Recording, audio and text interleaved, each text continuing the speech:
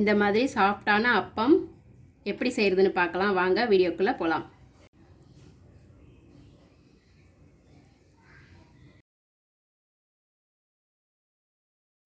வணக்கம் நண்பர்களே, லக்ஷ்மி சமையலுக்கு உங்களை அன்போடு வரவேற்கிறேன். நம்ம வீடியோ இதான் ஃபர்ஸ்ட் டைமாக பார்க்குறீங்கன்னா சப்ஸ்கிரைப் பண்ணிக்கோங்க, பெல் பட்டனை கிளிக் பண்ணிக்கோங்க. அப்போ தான் நான் போடுற வீடியோவில் உங்களுக்கு உடனே வரும். வாங்க வீடியோக்குள்ளே போகலாம். இன்றைக்கி கார்த்திகை தீபம் ஸ்பெஷலுங்க அப்பம். அது எப்படி செய்கிறதுன்னு பார்க்கலாம். இனிப்பு அப்பம் தான், அது எப்படி செய்கிறதுன்னு பார்க்கலாம். வாங்க வீடியோக்குள்ளே போகலாம். நம்மளுக்கு பொதுவாகவே இனிப்பு அப்பம் செய்கிறதுக்கு நம்ம அரிசி ஊற வச்சு அரைச்சி தாங்க செய்யணும். ஆனால் நான் இன்றைக்கி அரிசி மாவை வச்சு தான் செய்ய போகிறேன். பச்சரிசி மாவு. அது நான் வீட்டிலையே அரைச்ச மாவு தான். அது கடையில் வாங்குகிற மாவுலையும் நீங்கள் செய்யலாங்க. அது எப்படி செய்கிறதுன்னு பார்க்கலாமா? நம்ம 3/4 கப்பு வெல்லம் போட்டுக்கிறோங்க ஒரு பாத்திரத்தில்.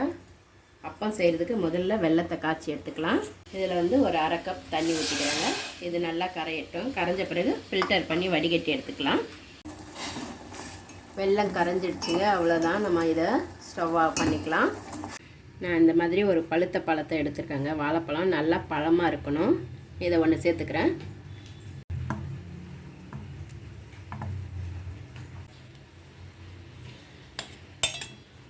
உங்களுக்கு வேணும்னா போட்டுக்கலாம், இல்லைன்னா விட்டுடலாம். அவ்வளோதாங்க. உங்களுக்கு வேணும்னா நீங்கள் மிக்ஸி ஜாரில் கூட அரைச்சி ஊற்றிக்கலாம். இப்போ இதே பவுலில் நான் 1 கப்பு அரிசி மாவு, பச்சரிசி மாவு தாங்க, வீட்டில் அரைச்ச மாவு.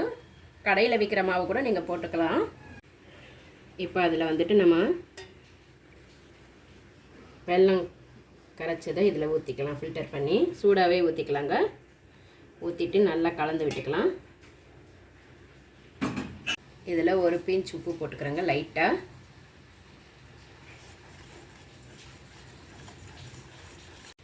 இது கூட 1 ஸ்பூன் கோதுமை மாவு போட்டுக்கிறேன்.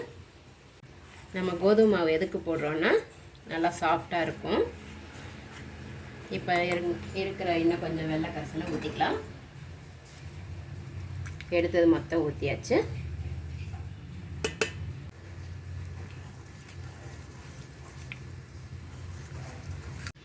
இதில் கொஞ்சமாக தண்ணி ஊற்றிக்கலாங்க, ஏன்னா இவ்வளோ திக்காக இருக்குது. நம்மளுக்கு மாவு கொஞ்சம் கெட்டியாக இருக்கணும். அவ்வளோதாங்க.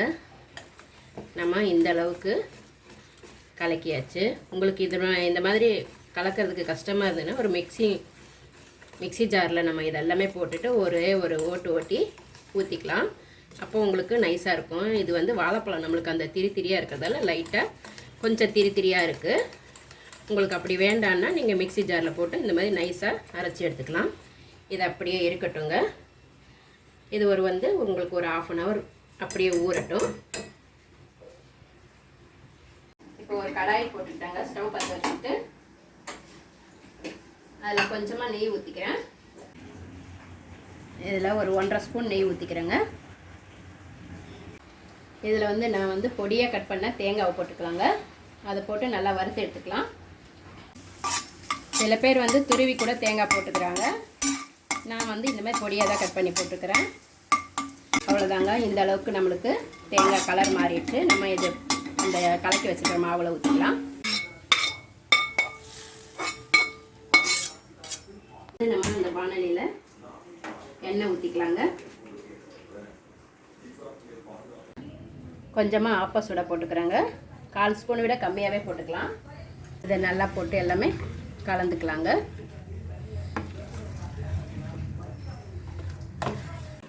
நீங்கள் ஸ்வீட் கரெக்டாக கொஞ்சம் அதிகமாக சாப்பிட்றவங்களா இருந்தால் நம்ம வெல்லம் நான் 3/4 அளவுக்கு போட்டிருக்கேன் ஒன்றுக்கு. நீங்கள் 1 அளவுக்கு மாவுனா 1 அளவுக்கு வெல்லம் கூட போட்டுக்கலாம். ஏன்னா அப்போ கொஞ்சம் உங்களுக்கு டேஸ்ட்டாகவும் இருக்கும். இங்கே பாருங்கள், மாவு இந்த அளவுக்கு இருக்கட்டும். ரொம்ப தண்ணியாக இருந்தால் நல்லா வராது, எண்ணெய் நிறைய குடிக்கும். அவ்வளோதாங்க. நம்மளுக்கு எண்ணெய் சூடாயிடுச்சுங்க. எண்ணெய் சூடானது நம்ம மீடியமாக வச்சுக்கலாம், ஃபுல்லாக வைக்கக்கூடாது.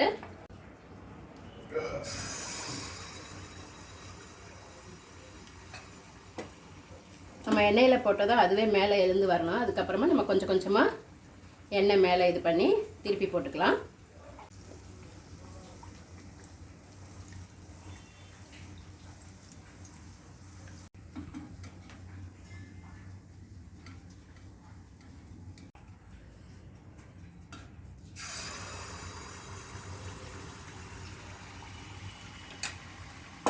நம்மளுக்கு மிதமான தீயில தான் வச்சு போட்டு எடுக்கணுங்க. ரொம்ப எண்ணெய் அதிகமாக சூடாக இருக்கக்கூடாது. இந்த வருஷம் கார்த்திகை தீபத்துக்கு நீங்களும் இதே மாதிரி ட்ரை பண்ணி பாருங்கள். எப்படி இருந்ததுன்னு கமெண்ட்டில் சொல்லுங்கள்.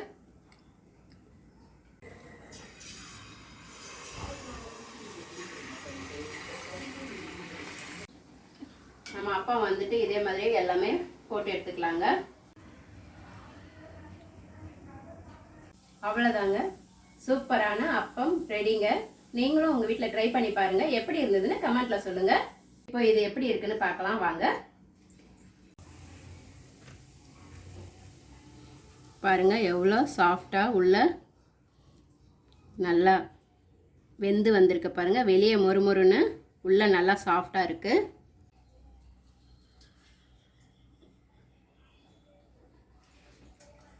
ரொம்ப மொறுமொறுன்னு நல்லா உள்ள சாஃப்டாக இருக்குங்க. சூப்பராக இருக்குது. கண்டிப்பாக நீங்களும் ட்ரை பண்ணி பாருங்கள். இந்த வீடியோவில் வேறு ஒரு டிஷ்ஷோட சந்திக்கிறேன். நன்றி, வணக்கம்.